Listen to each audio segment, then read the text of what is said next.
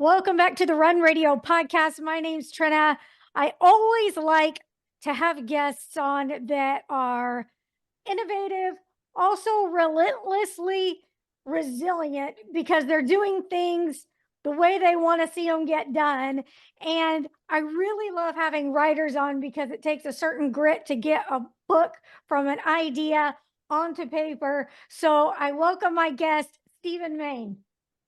Thank you so much for having me, Trina. It's great to be Yeah. here.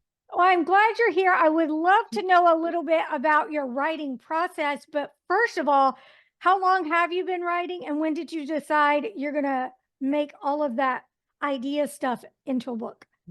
So I kind of started enjoying writing mostly with poetry in high school and such. But what actually ended up happening was in college, I went to Evangel University, nearby. And I ended up having to get, general electives, ended up taking creative writing, just to, needed an extra art class, had my general classes being like my degrees in theology. But so I ended up going with that. Ended up loving the class, like absolutely loving it. It was always kind of funny being in a class like that, especially going to like a general Christian school, because I generally write horror. Like I like writing things to kind of mess with people a little bit. I enjoy it. It's fun. So you have everybody in your class, and they're amazing authors, but they generally have like other tones and stuff, generally more like romance, comedic, or just like general literary, phenomenal. And then you had me in the class who was like, well, let's see what we're gonna do. Let's make it weird and uncomfortable. Let's make it weird.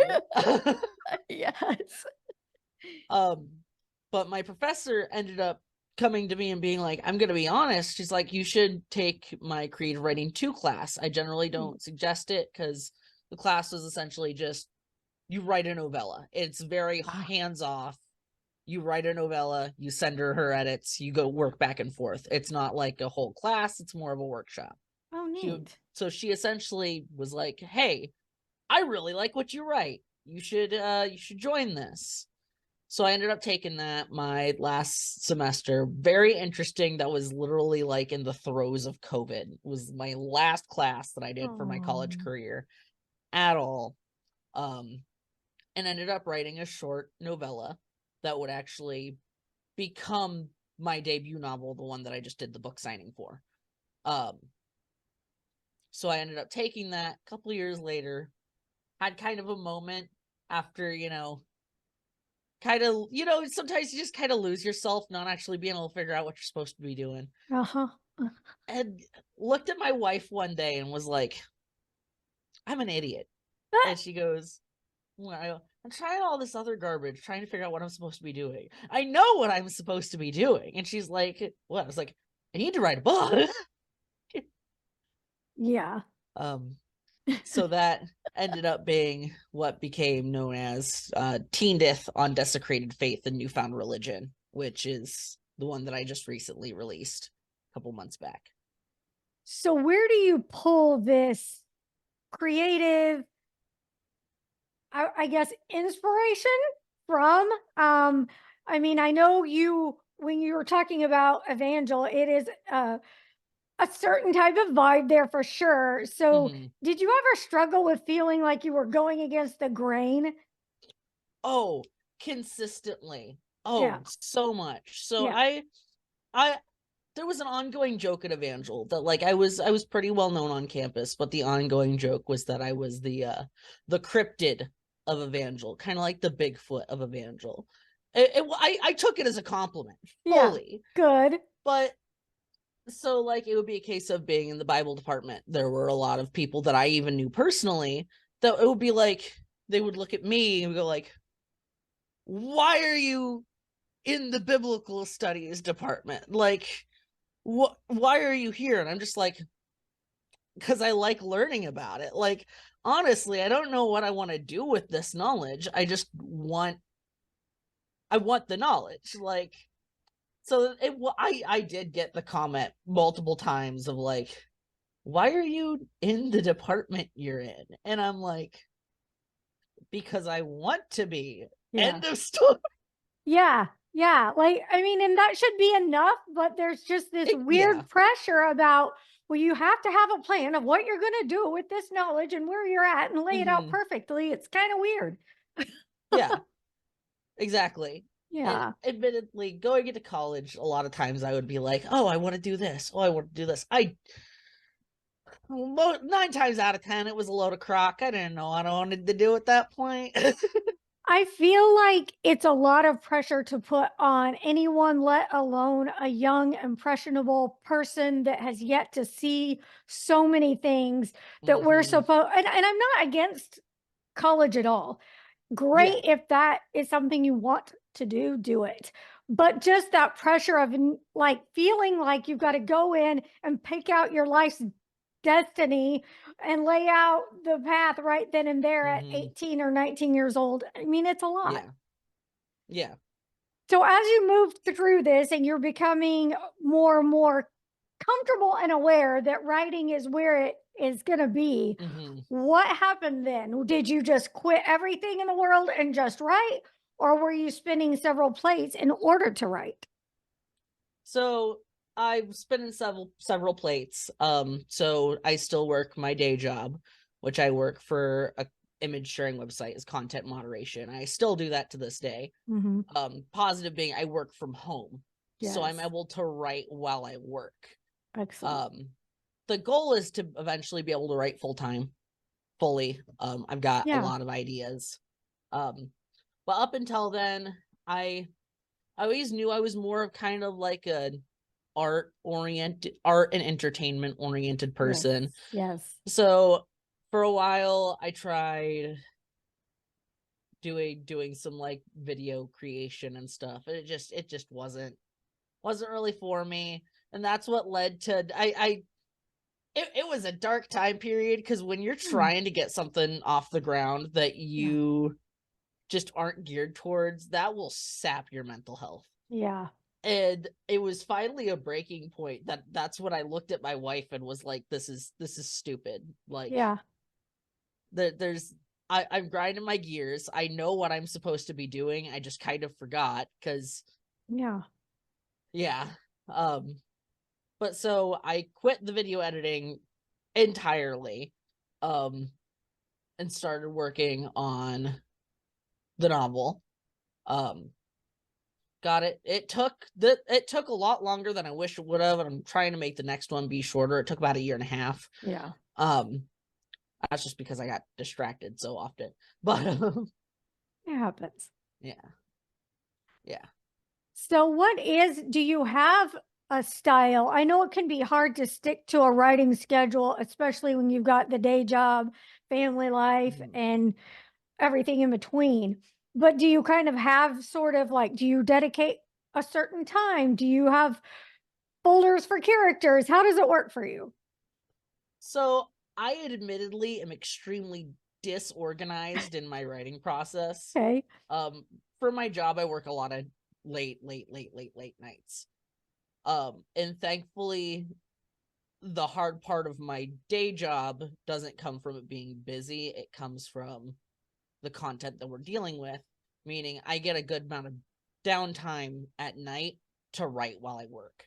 Oh, good. So it can be kind of iffy because my hours at work are iffy, but a lot of times I'll just kind of like, I got 7 hours in the middle of the night that nobody else is going to be awake. So might as well put on some music and write. Yeah. Um, I don't, I honestly, I would not advise a whole lot of people to do this. I don't really have any like files for characters or anything.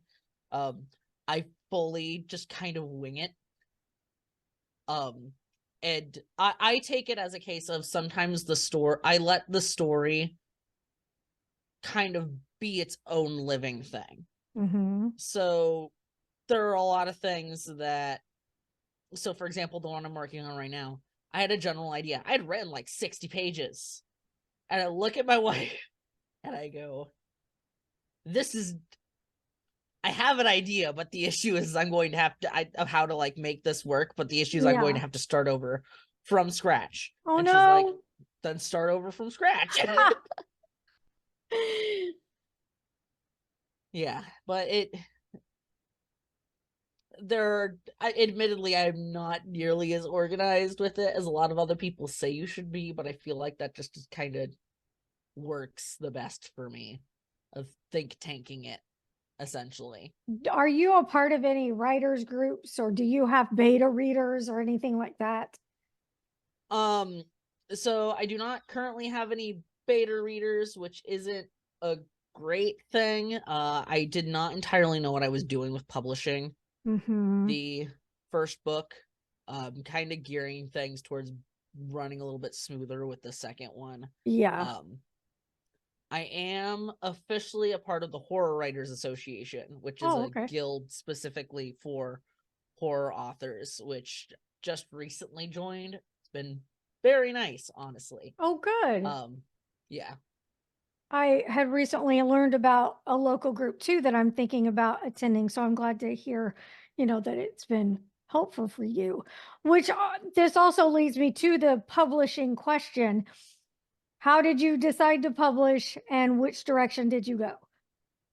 So originally I went with self-publishing. Okay. And I originally went that direction, and at first it was kind of I heard a lot of horror stories from people who went traditional publishing of kind of like editors doing whatever they want with the manuscript and essentially. So I went that direction, and a month ago, while trying to get all this off the ground, because self-publishing, you essentially have to be your own team.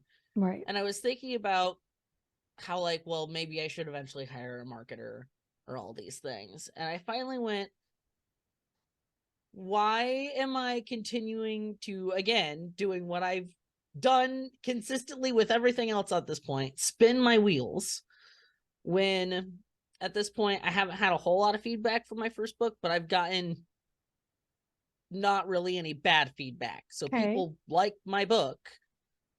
Why not just go traditional publishing? Because Okay. at that point, I do have a team that I don't have to hire on a marketer and a publisher and publicist and do all the distribution myself. And yes, there's the chance that I'll run into the issues with editors taking things and running things with them. But 9 times out of 10, the editor's gonna know better than me in those circumstances. Okay.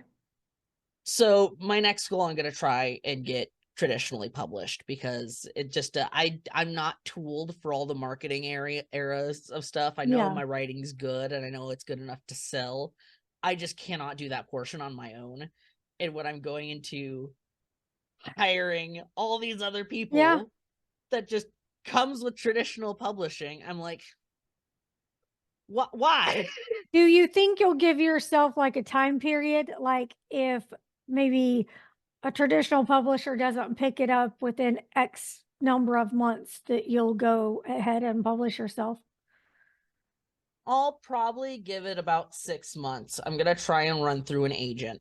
Oh, Um, okay. Do you have one yet? be, Not yet. I have to.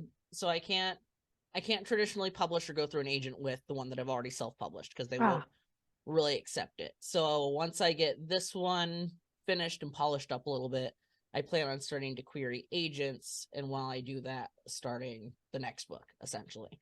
Um, that way I can continue the ball rolling of getting things written, because I noticed that I was so preoccupied on getting the marketing and yeah. everything done on the other book that I wasn't having any time to write. Because Yeah. the moment I would sit down to write, my brain would go, okay, but what about working on getting the other book sold? And I'm like, Yeah. this isn't what I want to be doing. I'll take the pay cut.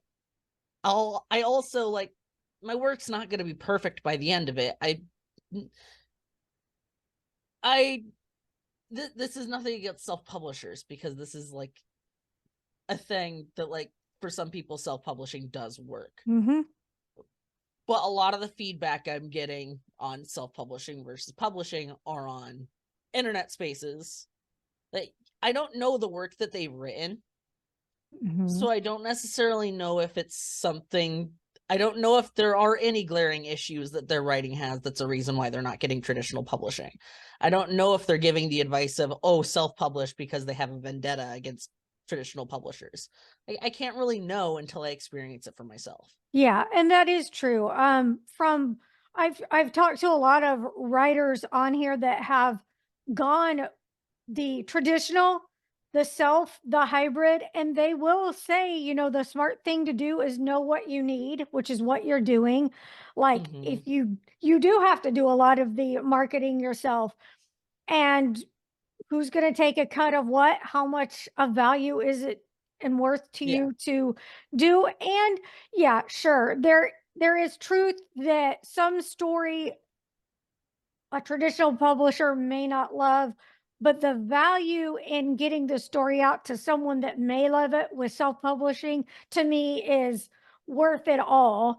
Um, Hmm. but I think it's just an experience, and if you are able to experience and choose, then go for it. I think Yeah, exactly. I love that we have more power though than ever before to get our stories told, that we don't have to turn it over to a traditional publisher and say, "You're my only hope." But, Hmm. I Yeah, also, if they're going to help you out and make it less painful for you in the process, that's excellent. So very good. exactly. I hope you'll come back and share with us, how your experience is going. I'd love to Hmm. have an update because I think it's important for writers to help writers, give the Yeah, honest feedback and let people know what they don't know. exactly.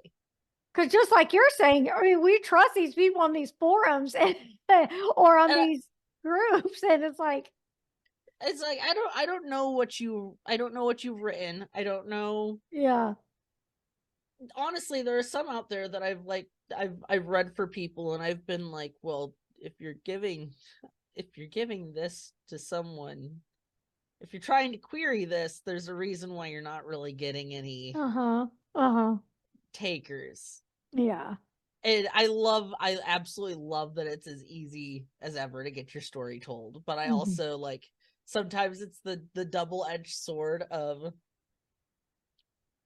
it's super easy to get your story told, and then there are Right, people that aren't necessarily right. going through the motions to make it to give the story the polish that it deserves. Yeah, I hear that. I understand that. Excellent.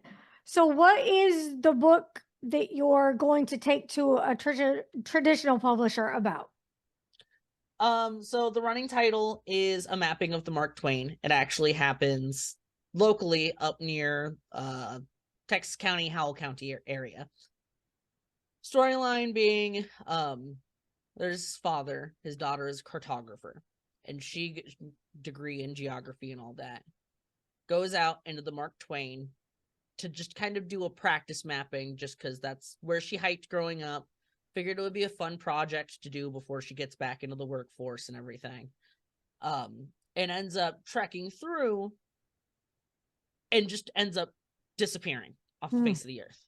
So it's about him trying to find what happened to her while dealing with the fact that he has developed a phobia of the woods. And kind of like this, there's this double-edged thing of the reason he developed the phobia being that like 10 years prior he started having this dream of there being a misplaced church in the middle of the clearing that him and Ooh. his daughter would set up camp regularly. And it just kind of like forces him into I need to avoid the woods at all cost mode. So he's already in kind of panic mode that she's gone missing, and they end up push coming to shove by the end of the book having to go in to find her. And there's like the reveal of there's the church in the clearing and everything.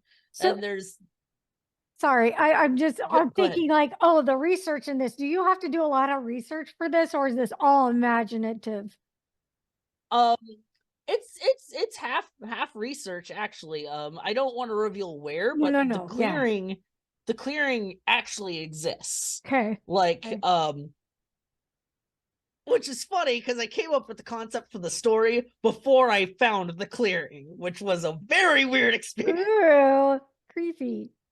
Um, but it's kind of half and half, honestly. Um, I'll create the story idea first, but one thing that I really like doing is kind of letting things fit in story wise with real life. because Mhm. I feel like if there's a little bit of this is a place that exists, Mhm. it grounds the horror a little bit and makes it hit harder. Yeah, for sure. For sure. Okay, tell us about the book that you just did the signing for. So the book that I just did the signing for, Teen Death on Desecrated Faith and Newfound Religion, takes place 1860s Appalachia, up towards Afton, New York, which is actually where the area my dad's from. It's kind of so storyline being we have this guy, he's 20 years old, he is the son of their town's pastor. The pastor of their church has been a member, the patriarch of his family for 4 generations now. Well, at one point it's his turn to take over control of the church because his dad's getting ready to retire. And the deacons essentially look at the father and go, your son's not ready to take over a church. We're not going to let him take it over. We're going to put the deacon's head son in unless you send your kid to seminary. Mhm. Because you have straight up looking at the father and saying you have failed at getting your son ready for this. So he ends up going to seminary. While at seminary, there's this thing that's continuing to stalk him, essentially. Just this shadow of a figure. As things continue going, he ends up losing his best friend that he made at the college. And it starts slowly being revealed that he's being essentially summoned by an outer being Mhm. to essentially forsake his original beliefs and become what would be considered the high priest of this outer being. So the storyline kind of follows him unraveling the secrets behind that his family has kept from him and kind of making the grand mistake of conflating his family's trauma with the religion he grew up with and forsaking his religion and becoming the emissary of this thing that admittedly is probably worse than the family issues that he gave up on. And that saying that his family's issues are bad in and of itself, but this kind of God I created for the storyline, it's actually going to come up in other books as well. And this is where the theology degree came in, is kind of meant to be a reverse of like the Christian God, and that it's a conglomeration of all the different types of perversions. So it's essentially kind of giving to the main character, I'm giving you the right to take care of things on your own manner. Interesting. And kind of making the main character lose himself mentally as he falls more in league with this thing. I'm proud of it. It could have been better. I hope as much as I'll say it straight out. I hope it is my worst book. Oh, well that's it. Okay, that's cool. I mean, you see where you want to grow. Exactly. Cool. But a lot of people liked it so far. I know my description is a little jumbled up because I'm trying not to reveal too much, but I also like but yeah, I enjoyed writing it a lot. Good. I'm hoping people enjoy it. I think they will. Tell people where they can go to find your books. You can find it either on Amazon. It is Teendyth, Tendyth. You can also get it. They have a few copies at ABC Books locally. And I'm recently uploaded on Ingram Spark. So if anybody is listening that owns a bookstore, feel free to go get some copies and stock from there as well. Awesome. Thank you so much. I do hope you'll come back after you've got that next one either going or finished. I would love to come back. Sounds great. Thank you so much. Follow along, find Stephen Mark, read his books, come back, and be sure you're following along. Look at all the videos we've got up for you. The podcasts are available on Spotify, Apple, YouTube. You can link over to all platforms from runradio.net.